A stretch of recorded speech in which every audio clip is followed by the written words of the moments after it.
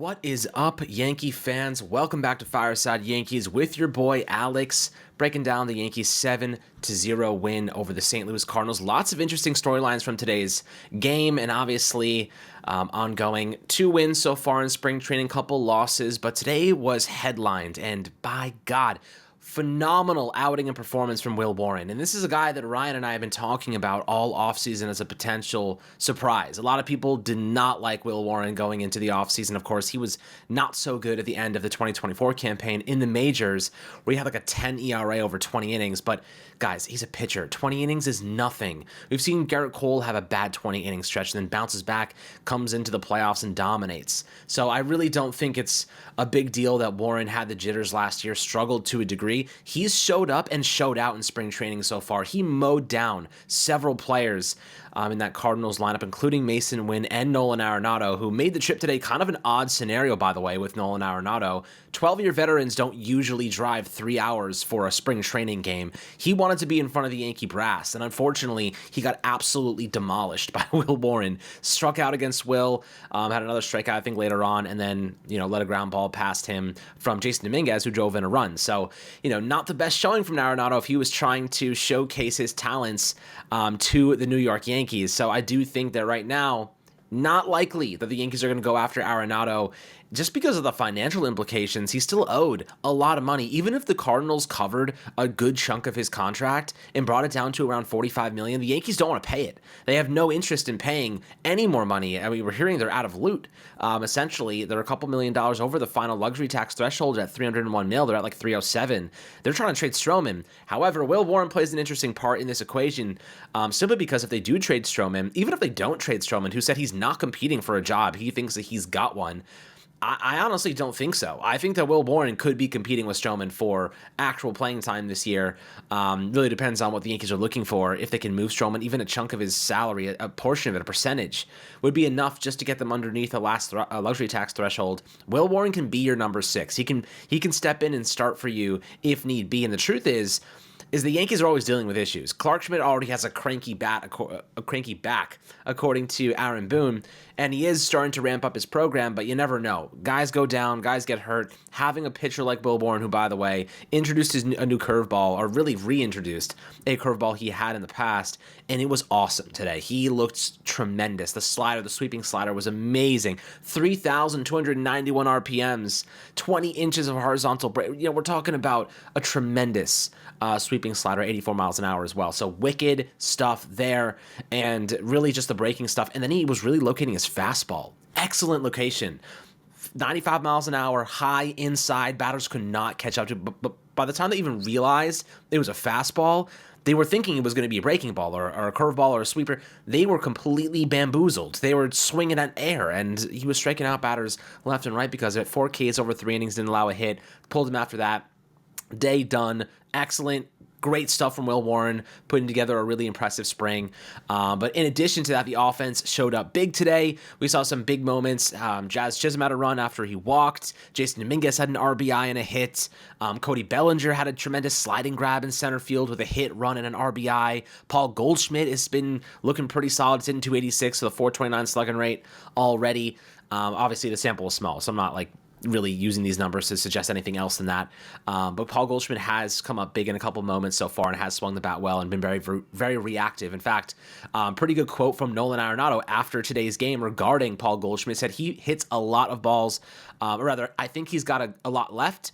He hits a lot of balls to right center field, and he hits them hard. At Busch, that kind of ate him up a little bit. I think in New York, he's going to get rewarded a little bit more for those. So that's something that Ryan and I had discussed previously, in the sense that Paul Goldschmidt hits a lot of oppo balls into the outfield. So that should benefit him a lot. Hitting the extra couple homers will do his numbers quite well. If you get a 115 WRC plus out of Paul on a 12-point mil salary in 1 year, we'll be very happy with that. Another interesting report that came out today, Joel Sherman of the New York Post is reporting that Ben Rice, the Yankees view him as a middle-of-the-bat kind of option for them. And if Stanton's out of commission for a while, I wouldn't be surprised if Rice was filling in for him at DH for a couple of weeks, if not a couple of months. And Rice looked really good yesterday, had 2 hits as well, so some good stuff there.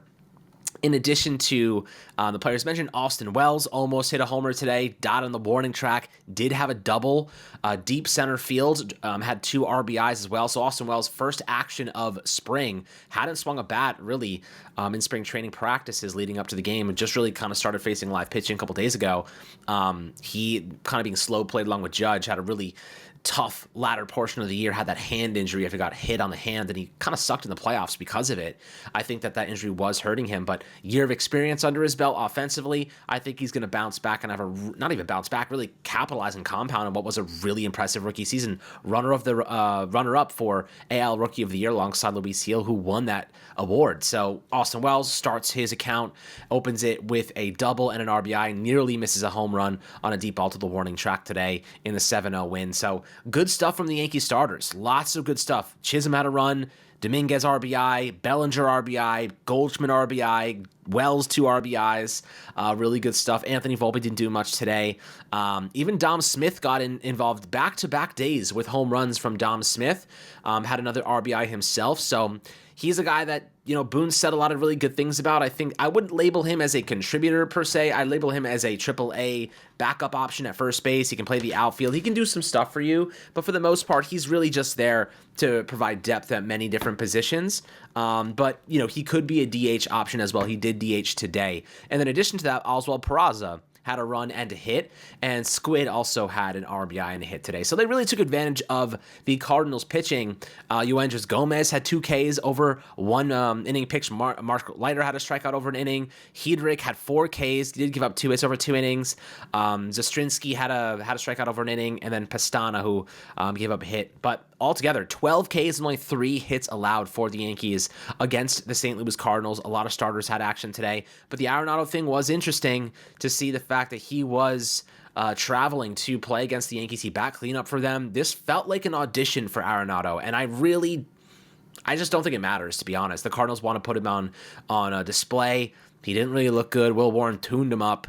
I don't think that he's a realistic option. Let's be honest, guys. We're looking for a big bat. Arenado is not a big bat. Yeah, he hit 272, but he was, by all the metrics combined, if you combine all the important metrics for WRC plus, weighted created runs plus, it's just average. He's a 102 WRC plus guy last year. 102. That's 2% above average.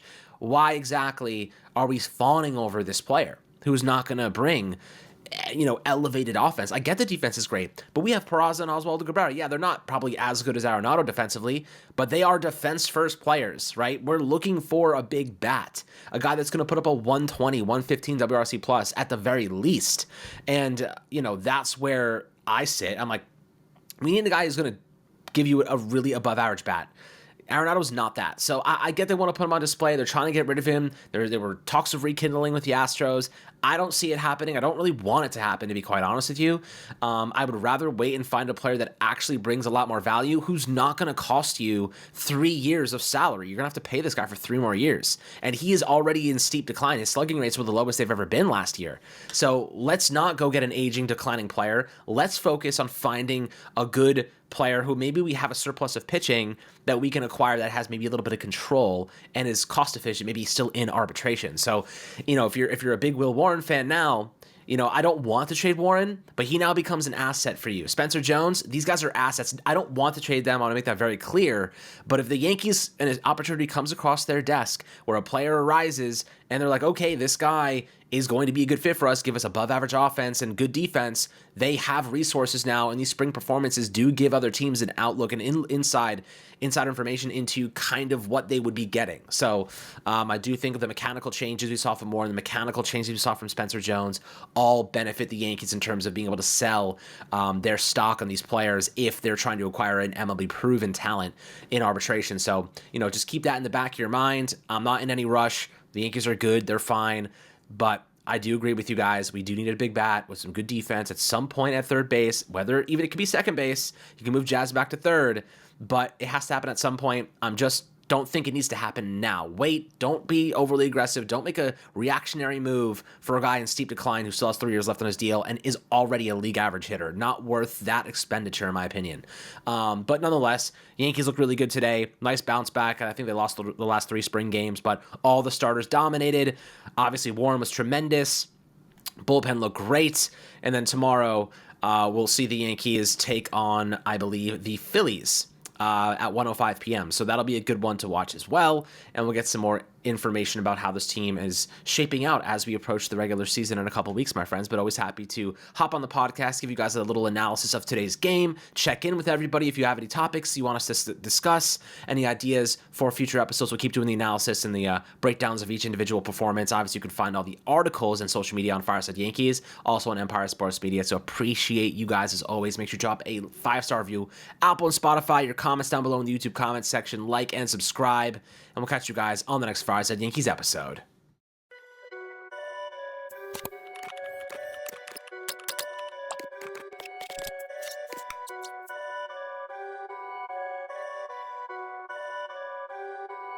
Perfect.